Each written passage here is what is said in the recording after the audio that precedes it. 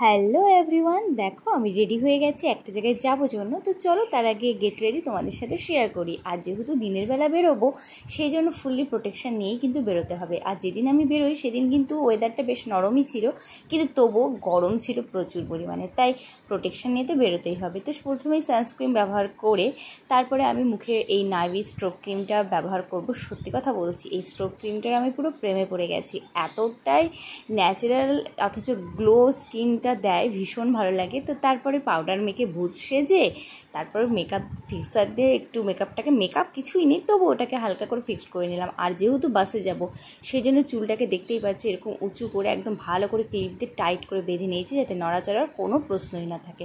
আর তারপরে যেটা ছাড়া কিন্তু মেকআপ অসম্পূর্ণ, সেটা হচ্ছে লিপস্টিকটা দিয়ে সিঁদুর করে টিপ করে আমি কিন্তু সম্পূর্ণ রেডি। আমাকে কেমন লাগছে সেটা কিন্তু কমেন্ট করে জানাও। দাঁড়াও, এই ব্যাগটা তো সাথে নিতেই হবে। তো আমি কিন্তু চললাম, বাই।